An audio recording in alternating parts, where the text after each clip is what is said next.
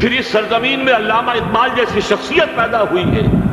یہ ساری چیزیں جو ہے یہ در حقیقت اشارہ کر رہی ہیں کہ یہ ملک مشیت ایزدی کے کسی طویل سلسلے کی ایک کڑی ہے. اور وہ سامنے آ گیا تھا کہ سن 47 میں یہ قائم ہوا ہے، اور پورے 9 مہینے بعد 14 اگست اور 13 مئی 14 اگست سن 47 اور 13 مئی سن 48 پورے 9 مہینے بعد اسرائیل عالم وجود میں آ گیا. اللہ تعالیٰ نے اس عالمی بیماری، اس کے لیے جو علاج ہے وہ پہلے پیدا کیا ہے. جیسے کہ حدیث میں آتا ہے ما انزل اللہ من دائن الا انزل له دوان. اللہ تعالیٰ نے کوئی بیماری ایسی نہیں اتاری کہ جس کا علاج بھی نہ اتار دیا ہو. اور جیسے کہ ماں کی چھاتیوں میں بچے کی ولادت سے پہلے دودھ پیدا ہو جاتا ہے، اس کی غذا کا بندوبست پہلے ہو جاتا ہے، اسی طریقے سے اسرائیل کا جو فتنہ اٹھنے والا تھا اس کی سرکوبی کے لیے پاکستان وجود میں آیا ہے. اور آج وہ مرحلہ آ گیا ہے تاریخ کا ایک عظیم موڑ. آپ دیکھیں گے کہ بڑی مشابہت پیدا ہو گئی ہے. ایک طرف بظاہر امریکہ کی مرضی کے خلاف اسرائیلی وزیر اعظم نتن یاہو وہ بڑا ایک غرور کا اور بڑے تکبر کا مظاہرہ کر رہا ہے، اور وہ پورا پیس پروسیس جس پر نہ معلوم کتنا وقت صرف ہوا تھا، کتنی محنتیں ہوئی تھیں، کتنے راؤنڈز آف ٹاکس ہوئے تھے، کبھی واشنگٹن میں ہوئے ہیں، کبھی اوسلو طرز کا کوئی معاہدہ ہوا ہے، کبھی پھر اور اس کے بعد پیشی ہوئی تھی میڈرڈ کے اندر بھی، لیکن وہ سارا پیس پروسیس جو ہے اس کی دھجیاں کر رہا ہے. وہ وقت بالکل قریب نظر آ رہا ہے کہ یروشلم کے مسئلے پر وہاں بٹھی دہک اٹھے گی. اور احادیث نبویہ میں جو خبریں دی گئی ہیں کتاب الملاحم کی احادیث میں معلوم ہوتا ہے کہ اب اس کا آغاز ہونے والا ہے. نتن یاہو کو امریکہ کے خلاف جانے کا اصل میں حوصلہ کیوں بڑھ رہا ہے؟ اس لیے کہ اسے معلوم ہے کہ فرنگ کی رگیں جہاں پنجہ یہود میں ہے، چاہے کلنٹن ہو یا کلنٹن کا باپ ہو، یہودی لابی وہاں کی اتنی مضبوط ہے، کانگریس میں اور سینٹ میں ان کا اتنا اثر ہے کہ کوئی بھی وہاں شخص بڑے سے بڑا طاقتور اور بڑے سے بڑا اختیارات کا حامل اسرائیل کی مرضی کے خلاف نہیں جا سکتا. یہی معاملہ یہاں نظر آ رہا ہے. بظاہر تو ناراضگی کا اظہار ہوا ہے، لیکن یہ بات اب تو کھلتی چلی جا رہی ہے. حقیقت یہ ہے کہ یہود اور ہنود کا بڑا گہرا لنک قائم ہو چکا ہے، اور یہ بھٹیاں دونوں طرف دہکیں گی. میں اس سے پہلے بارہا کہہ چکا ہوں، ملت اسلامیہ تقریباً 150 کروڑ افراد پر مشتمل ہے، لیکن اس میں سے تقریباً 20 کروڑ عرب ہیں. ان کو اللہ نے خصوصی فضیلت دی تھی. یہ تھے کہ جن کی زبان میں قرآن نازل ہوا، خود محمد عربی صلی اللہ علیہ وسلم عرب تھے، انہیں جو فضیلت عطا کی تھی. لیکن بدقسمتی سے اس دور میں آ کر بھی انہوں نے آزادی حاصل کرنے کے بعد بھی اپنا قبلہ درست نہیں کیا. کسی نے ماسکو کی طرف رخ کیا، کسی نے واشنگٹن کا رخ کیا، اللہ اور اس کے رسول کی طرف رخ نہیں ہوا. واقعہ یہ ہے کہ مجرم ہیں. دوسرے بڑے مجرم 150 کروڑ میں سے 10% یہ 15 کروڑ مسلمان ہیں. حالیہ جو سینسس ہمارا ہوا ہے اس کے بعد اندازہ ہو رہا ہے کہ یہاں کی آبادی 15 کروڑ ہو چکی ہے. 10% امت مسلمہ کا مسلمانہ نے پاکستان، اور یہ اس اعتبار سے کہ اسلام کے نام پر ملک بنا کر نصف صدی گزار چکے، لیکن یہاں پر اسلام کا بول بالا نہیں ہوا. کتاب و سنت کی بالا دستی کر اعلان نہیں ہوا. دستور میں ساری اسلامی دفعات موجود، لیکن اس کے ساتھ ہی ایسے خلا موجود، چور دروازے موجود کہ کوئی دفعہ بھی مؤثر نہیں ہے.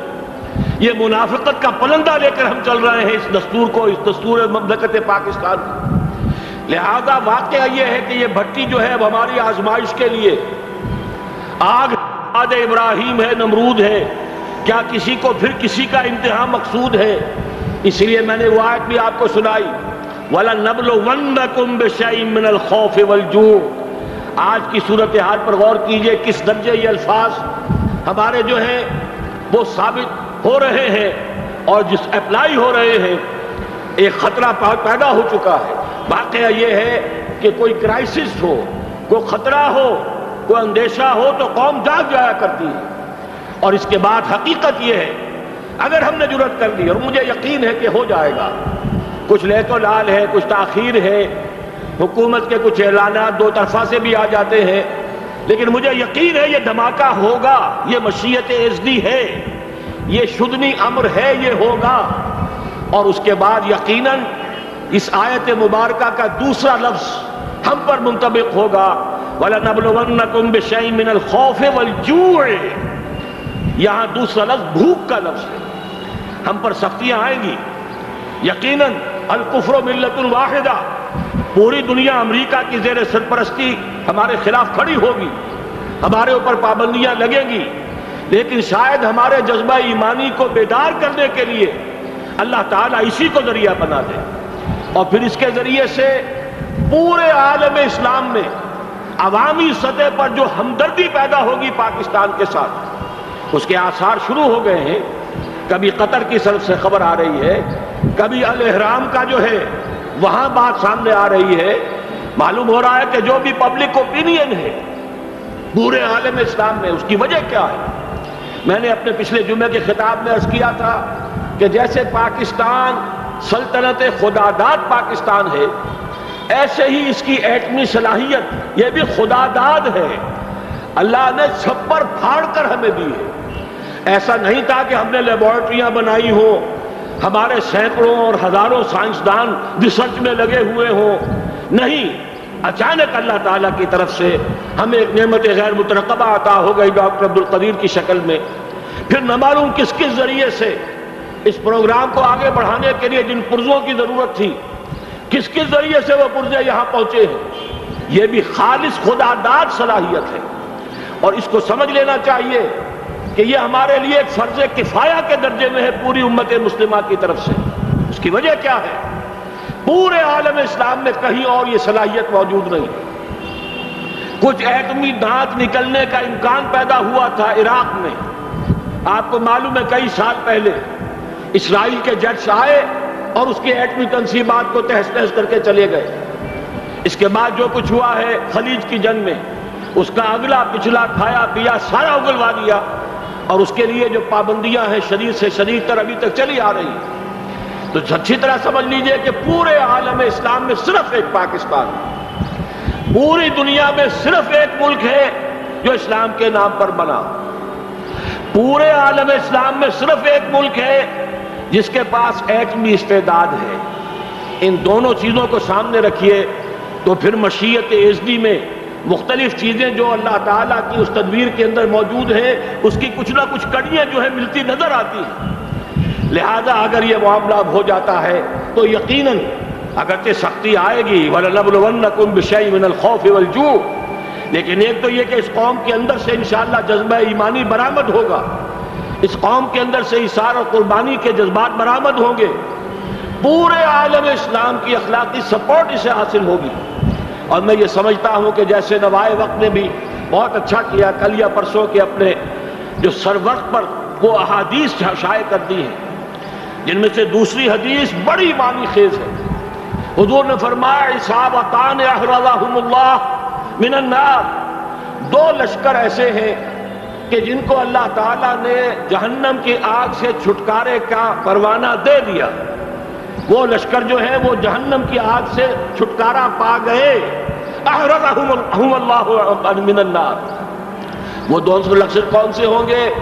اصابت یغزو الہند، ایک وہ کہ جو ہندوستان پر حملہ آور ہوگا، اور دوسرا وہ جو حضرت مسیح علیہ السلام کے ساتھ جبکہ ان کا نزول ہوگا، اور اللہ تعالیٰ ایک مجدد، اس آخری دور کے مجدد کی حیثیت سے حضرت مہدی کو بھی ہمارے درمیان میں سے اٹھائے گا، اور پھر جو آخری فیصلہ کن جنگ ہوگی الملحمۃ العظمیٰ، اس کے لیے یہاں سے فوجیں جائیں گی ان کی مدد کے لیے۔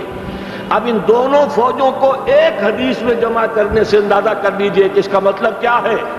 یہ علاقہ پاکستان اور اس سے ملحق افغانستان، یہ علاقہ ہے کہ جو اسلام کا گہوارہ پہلے بنے گا، یہاں سے فوجیں جائیں گی، اور دائیں بھی اور بائیں بھی، مشرق میں بھی اور مغرب میں بھی، اور یہیں سے انشاءاللہ تعالی اسلام کا جو عالمی غلبے کا جو وعدہ ہے اللہ کا، کی خبر دی ہے محمد رسول اللہ صلی اللہ علیہ وسلم نے۔ لا يبقى على الارض بیت وبر ولا مدر الا ادخلہ اللہ کلمۃ الاسلام، اس روئے ارضی پر کوئی گھر بچے گا نہ خیمہ بچے گا جس میں اللہ تعالیٰ کلمہ اسلام کو داخل نہ کر دے۔ وہ حدیث کے جس کے بارے میں فرمایا گیا، حضور نے ارشاد فرمایا، حضرت ثوبان سے روایت ہے کہ اللہ تعالیٰ نے میرے لیے ساری زمین کو سمیٹ دیا۔ ان اللہ زوالی الارض فرأیت مشارقہا و مغاربہا، میں نے اس زمین کے سارے مشرق دیکھ لیے، سارے مغرب دیکھ لیے، لیکن یہ جان لو ان امتی سیبلغ ملکہا ما ذُرِیَ لِی منہا، میری امت کی حکومت ان تمام علاقوں پر قائم ہو کر رہے گی جو پوری زمین کو لپیٹ کر مجھے دکھا دیے گئے۔ یہ وعدہ پورا ہونا ہے، اور اس وعدے کا نقطۂ آغاز یہی سرزمین، اور جیسا کہ ہمیں افغانستان میں آثار نظر آ رہے ہیں، ایک خالص دینی مذہبی حکومت قائم ہو چکی ہے۔ افغانستان کا 80% علاقہ امن کا گہوارہ بن چکا ہے، علماء کی وہاں قیادت ہے اور حکومت ہے۔ یہ پاکستان اور افغانستان مل کر، جیسا کہ آپ کو یاد ہوگا میں نے جب تجویز پیش کی تھی کہ حکومت پاکستان فوراً تسلیم کرے طالبان کو، اللہ کا شکر ہے، میں سمجھ یہ نہیں کہتا کہ میرے کہنے کی وجہ سے ہوا، لیکن بہرحال اللہ کا فضل ہوا کہ چند دن کے بعد ہی حکومت پاکستان نے تسلیم کر لیا طالبان کی حکومت کو۔ میری دوسری تجویز ابھی پینڈنگ ہے، پاکستان اور افغانستان کا کے درمیان کانفیڈریشن قائم کیا جائے۔ یہ ملک دونوں مل کر واقعتاً، کہ ایک نے واقعتاً 15 لاکھ سے زیادہ جانیں دے کر مرنا سیکھ لیا ہے، اور جو قوم مرنا سیکھ لے اسے کوئی مار نہیں سکتا، اسے کوئی شکست نہیں دے سکتا، اور ایک وہ قوم ہے پاکستان میں کہ جو 400 سال کی تجدیدی مسائی کے اثرات کی امین ہے، یہ اس کا تراث علمی ہے، چاہے وہ تحریک حضرت مجدد الفسانی کی تھی، چاہے وہ علمی تحریک شاہ ولی اللہ کی تھی، چاہے وہ تحریک جہاد سید احمد بریلوی کا تھا، چاہے اور جو بھی رجال عظیم پیدا ہوئے ہیں 14ویں صدی ہجری میں، ان سب کے اثرات یہاں موجود ہیں۔ یہ چیزیں مل کر وہ طاقت بنے گی کہ یہاں سے اسلام پھر پھیلے گا، مشرق کی طرف بھی مغرب کی طرف بھی۔ اصابۃ تغزو الہند و اصابۃ مع عیسیٰ ابن مریم، یہ چیزیں جو ہونی ہے الحمدللہ، میں سمجھتا ہوں کہ اب تیزی کے ساتھ حالات اس رخ پر جا رہے ہیں۔ کہیں فرمایا ان ینصرکم اللہ فلا غالب لکم، اگر اللہ تمہاری مدد کرے تو کوئی تم پر غالب نہیں آ سکتا، وَإِن یخذلکم، اور اگر خدا نہ خواستہ اللہ تعالیٰ ہی اپنی مدد تم سے کھینچ لے، واپس لے لے، سلب کر لے، ان یخذلکم، تمہیں چھوڑ دے، فمن ذا الذی ینصرکم من بعد، تو پھر کون ہے جو تمہاری مدد کر سکے گا۔ اس مرحلے پر سیاسی جماعتیں اپنے جو ان کا مزاج ہے اس کے مطابق چاہتی ہیں کہ کیپٹلائز کریں، پولیٹیکل مفادات حاصل کریں۔ بہرحال میرے نزدیک ایک کنسنسس ہونا چاہیے، ایک نقطے کا دھماکہ ہونا چاہیے، اور نمبر 2، اللہ اس کے رسول کے ساتھ صلح اور اللہ کی مدد کی ضمانت حاصل کرنے کے لیے کتاب و سنت کی ٹوٹل بالادستی، پورے دستور پاکستان میں کوئی شے اس کے منافی ہو اس کو نکال کر باہر کر دیا جائے، نفاق سے پاک کر دیا جائے۔ جیسے دعا ہے اللہم ربنا طہر قلوبنا من النفاق، اسی طرح دعا مانگیے کہ اللہ ہمارے ملک کے دستور کو نفاق سے پاک کر دے، اور وہ ساری ترامیم جن کا کہ ہم نے ایک مہم بھی چلائی تھی، وہ ترامیم جس کا تقریباً وعدہ کیا تھا نواز شریف صاحب نے، جس کے لیے 2 مرتبہ ایک محفل میں کہا تھا راجہ ظفر اللہ صاحب سے کہ راجہ صاحب پھر تیاری کیجئے اور دستور کی ترمیم کا بل تیار کیجئے، لیکن یہ کہ معلوم ہوتا ہے کوئی بڑا ہاتھ ایسا تھا جس نے روک دیا ہے۔ یہی ہاتھ ہے جو آج ہمیں ایٹمی دھماکہ کرنے سے روک رہا ہے۔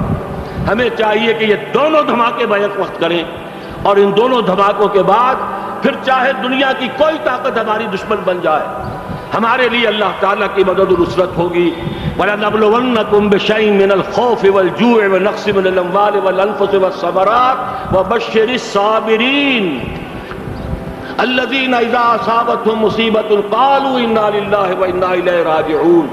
تو قوم انشاءاللہ تعالی، میں یہ سوچا کرتا تھا قوم مردہ ہے، بے حس ہو چکی ہے، دین سے عام طور پر بیزاری پیدا ہوتی جا رہی ہے، جو ہمارے دینی قیادت ہے اس سے بھی لوگوں کے اندر مایوسی پیدا ہو رہی ہے۔ کیسے ہوگا؟ میں نے بارہا کہا جب میں یہ شواہد دیکھتا ہوں جو حدیث میں ہے، جس کی خبریں دی گئی ہیں